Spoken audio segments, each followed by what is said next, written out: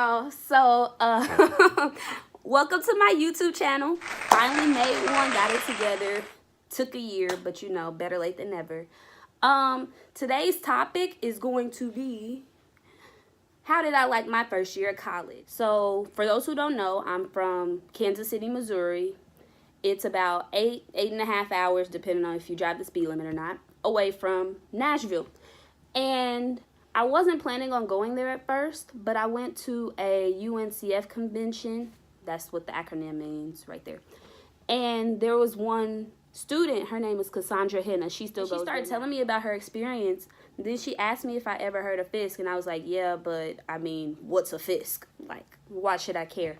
And she explained to me like the history and how she liked her experience. And the thing that got me the most, one, she talked about the small like family setting, so to speak. And that works for me because my high school, y'all, for those who know University Academy, my high school is literally like that big, as big as my nail. So to go from that to something that I'm already comfortable with, I was like, hey, that sounds like a good idea. A week or so after I had this conversation with Cass, I get a letter in the mail saying that I got a scholarship. And I'm like, okay, money in the bank. I got a Provost Scholar. I don't know why I didn't get presidential, because of my GPA in the ACT they were looking for. Like, what I had matched what they wanted.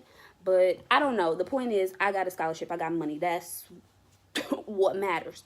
So I started doing research on it. And then one of my 8th grade teachers, shout out to Miss Smith. She is an alum of Fisk. And she found out that I was interested in going. And she was like, oh, I'm so excited. She started telling me her experience, which really was like, you know, this could be what's it for me.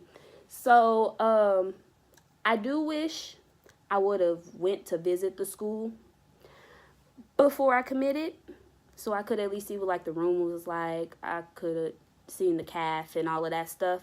I just jumped in because of money, and it was almost decision day, and I needed to pick something. I'm telling you now, it was not my cheapest option because I did get some full rides, but I didn't want to be stuck in Missouri. I didn't want to be stuck close to home. I knew if I stayed close to home for college, I would get too comfortable, and I wouldn't want to move anywhere else. Like, yeah, I would travel here and there every once in a while, but I wouldn't want to, like, move and stay somewhere else permanently. So I was like, I have to get out. If not the Midwest, I have to get out of Missouri. Like, it's not an option. No hillbillies, tumbleweeds, none of that. Don't need any of that.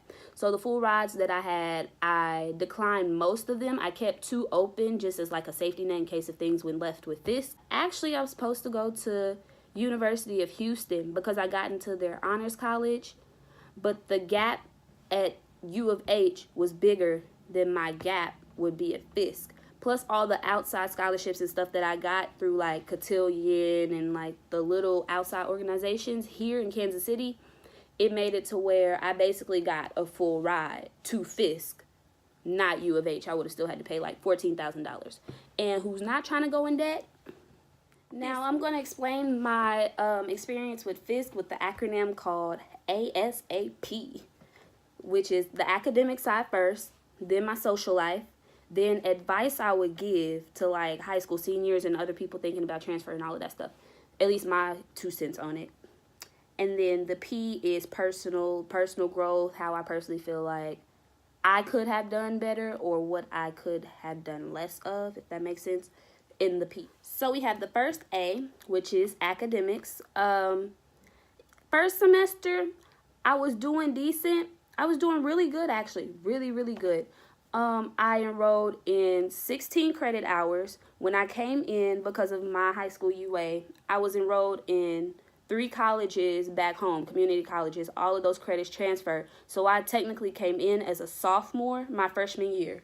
I took Spanish 1 because that really made me feel some type of way, because I definitely tested out of Spanish into Spanish 2 to where I would only have to take 1 semester. But Miss Garcia, she claimed that her class was full and she had like 13 kids in there, and I hated walking by her class to get to Bevel and seeing all those empty seats, and you could have just let me in her class and like all of this would have been done. But no, didn't want to go through that. So yeah, I ended up in Spanish 1. It was an easy A, but I do like challenges, and I really wish that she would have let me in her class so I could have learned something. For those Fiskites out there listening, class of 23, 24, even 22 who hasn't taken foreign language, if you want an easy A, as in I could sleep through class and still pass type thing, get Bevel. Get Bevel. Because all she's going to do is Hola Clase. The most you're probably going to learn is Me Gusta and Preterite tense. And I'm being so serious. You aren't going to have any oral test unless she just magically decides to switch up her curriculum. And you're not going to be able to hold a fluent conversation in Spanish by the end of the year. First and second semester combined. I feel like that's what frustrated me the most. And I feel like I lost knowledge because coming into high school, I could have a fluent conversation in Spanish. And now it's like, I'm really sitting here like, what did she teach me? Honestly, it was a waste of a credit, but I still got an A and it's a GPA booster. So I guess it's pros and cons to all of that. My computer class, well, everybody's required to take intro to computing, at least at Fisk, to have that basic like coding skill set, and we use Python. But I'm gonna have to take it all 4 years regardless because I'm a computer science major. You know, breaking the statistic. I wanted Dr. Hussein. He was my advisor. He's from like one of the Middle Eastern countries, so his dialect takes longer for you to process, and I was so stuck trying to process what he was trying to tell me. I didn't even realize he switched me out of his class into a Google interns class. Her name was Miss Merrill, and it was good, a great experience until it wasn't. Beginning part of the first, and she was only there fall semester. You only have to take it one semester, so I got it out the way during the fall. It was good until about October-ish. I mean, like, because I had 2 years of coding experience under my belt, and we had lab required for that class. She got so mad at me when I would finish the work like 15 minutes in the class because I had already learned that. Shout out to Mr. Persley because he helped me and Marty out in AP coding in high school. But I don't know, instead of encouraging me, she got mad at me and then started messing with my grade, and it's just a lot. I had to go to provost. It was just a lot going on. So I will say, watch your professors and stay on them, but your grade comes first. Press them as long and as hard as you need to till their due is done. Period. Now, I will say for composition, because we had to have comp 1 and 2, I personally liked comp 1 better. 1, because we actually did writing stuff. And 2, because I had Dr. Hamby. Dr. Hamby, for those Fiskites out there listening, she is one of the funniest, most random, cultured white people you will ever meet in your life. Like, it was so fun having her class. Like, I actually wanted to write. Usually schoolwork is like, oh my gosh, I don't want to type this paper. But she had a way of bringing in topics to where you were also able to put in your personal touch, to where it was easier for like everything to flow together and easier for you to get the length that she wanted you to have. Best teacher, hands down. If you get the chance to take her class, take it. Like, I'm trying to find a way to take a women and gender studies class, something with her in it, because I know I will pass and I will actually learn something. So shout out to her. Yeah, she's really my girl. Like, she tries to keep up with the times too. It's funny, but hey, we here. Okay, so pre-cal first semester was easy because I had it in high school. But my high school didn't offer calculus for second semester, so your girl was struggling. That one class brought my GPA. Yeah. So I will say, do your own research on the professors and the class. If you're able to get tutors, get them at the beginning of the semester, because the tutor I had didn't help me at all, not really. And Hawk, honestly, cannot teach. He talks monotone in the front of the class, and he's usually at about this volume, and the class has like 30 to 35 people in it. He hates questions, and when he asks the question, he's like, it says it right there. Like, if I understood what you said the first time, I wouldn't be asking the question. He just made, in my opinion, he made me feel dumb. And like listening to the questions that people had, he just like expected us to just grab onto it like that. And it's like, you can tell, I love the international students in my class, but you could tell he had a preference for them because a lot of them were able to understand his accent, and two, his dialect, like how he talks. A lot of us wasn't able to do all of that because it's a lot, especially if you whispering in the front of a class and it's like 30, 35 people. And you expect us to hear that? You expect us to hear this in the back of the classroom when you're talking like this? Get out of here. But yeah, he's a very interesting professor if you end up having him. But I have heard that he's better to have than Hoda. I don't know why. I had Hawk both semesters. He was good first semester. Second semester was kind of like, but I mean, you live and you learn. Everybody's going to have that one professor that they struggle with. He was mine for second semester. Definitely was. So, intro to business and entrepreneurship. Basically like a study hall, wasting your time. You needed to graduate. All you're going to do in the class is basically make like a giant business plan with a group. And that project lasts the whole semester. You have, like 3 tests and a final exam. 5 discussions. 90% of this work, mind you, is online. So you will be okay. It's an easy A to pass, so there's really no point in talking about that class. The freshman orientation classes, I loved Miss Spicer so much. And I had to work with her during LEAD. It's a program that Fisk has on their campus for first-generation college students. And Miss Spicer, she was amazing. Like, she is here on the connections. She had everything that I needed. I love Miss Spicer so much. And although I don't feel like we learned much from new student orientation or critical thinking for that matter, it was good because you got to like get to know people better, at least as far as our class goes, because it was only freshmen in the class. So you got to know people in your class a little better and have some some funny times like skits, debates, discussions, and it was related to modern time for the most part. So it wasn't bad. I do wish they would have taught us more Fisk history, even though my class, like, I don't know what it is about history, but I feel like because we go to a HBCU, we should know our history. It's just the way that it's shown to us. That's the part I feel needs to change. But that's another story for another day. Academics, I still ended higher with a 3.0. Am I satisfied with my GPA? Not really, no. But I know that as long as that 3 point is in the front of it, I'll be okay. So I just know that when I come back fall of 2019, I need to work harder. So now we're moving on to the S. See that? It kind of worked. Oh well. The social part of this video. 4 people that graduated from the same high school as me. We all went to Fisk, one of which is a year older than us. So she was kind of like our mentor, and she gave us a lot of good advice through the semesters. We were like group chats over the summer to where you could like talk and communicate with people coming in. So I heard of a few people through that. I met a couple people through Twitter and social media, like talked on the socials, but like in person, it didn't really turn out as I would have wanted it to. Like, I don't have a problem with them. I just wish we would have talked more. But given the circumstances and everything going on, I had a life, they had a life. We had different groups of friends. So maybe next year, maybe not. Whatever happens, happens.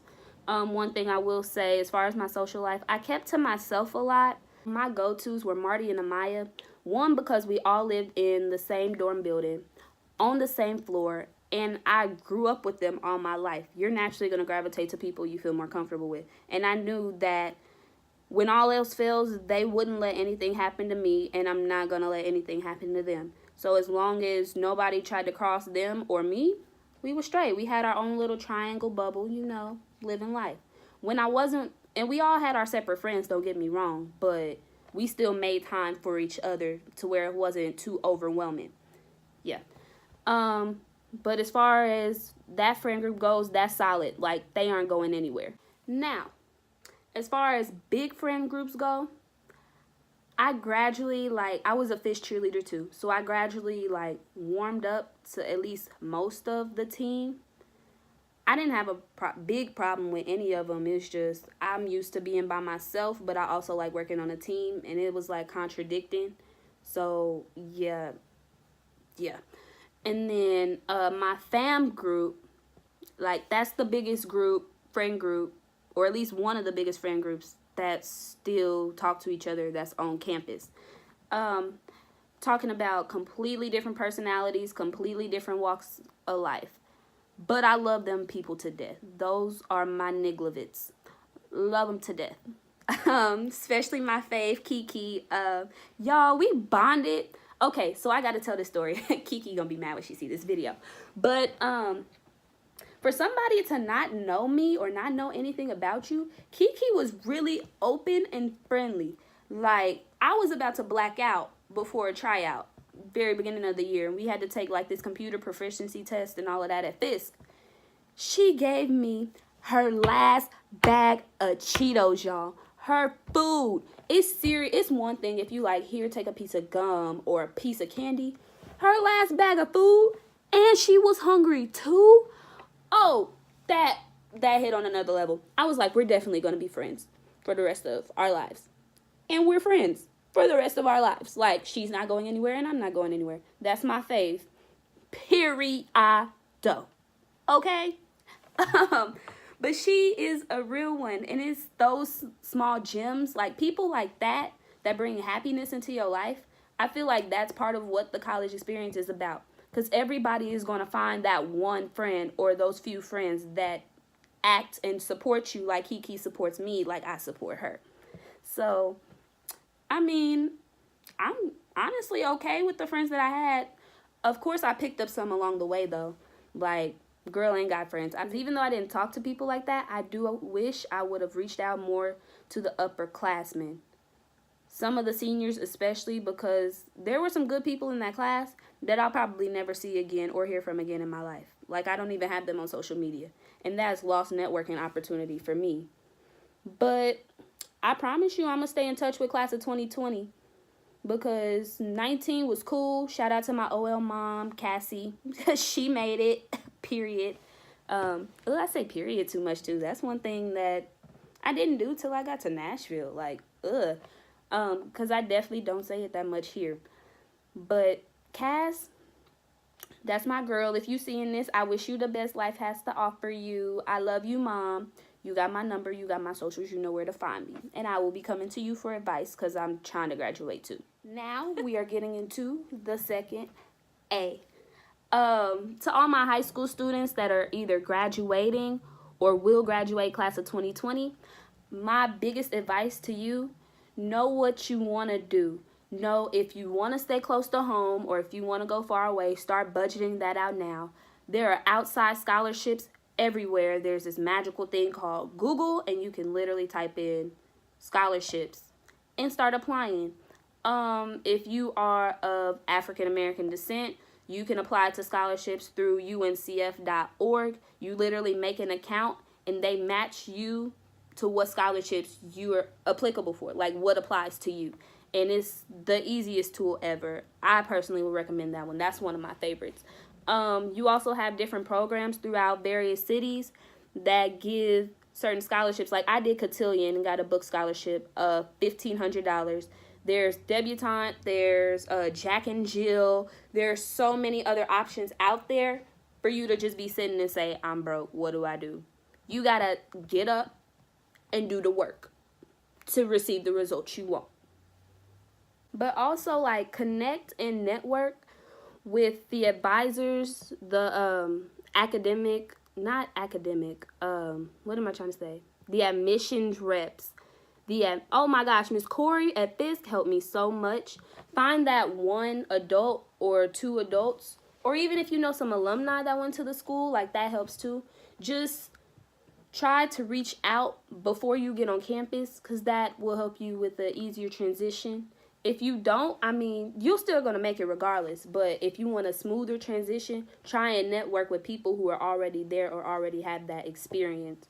Balance is going to be a major key. Balancing between fun and academics. And I'm saying this from personal experience. You have to have your priorities together. Because college is one of those things, if you don't know what you want, it's going to swallow you up. You're going to get lost in the sauce. And next thing you know, your academics are failing, but you're having the time of your life. So just know, yeah, you have the freedom that you might not have had at home. But at the same time, you still have responsibilities and you have to hold yourself accountable. Like, that's a part of the growing process. You have to know when to go out, when not to go out. Hey, I have a test tomorrow. I don't need to be going to this party. Even though somebody said they'll get me in free, you got to work with it. And it's different for different people. So first semester is really going to be your time to like figure out what works for you and what doesn't.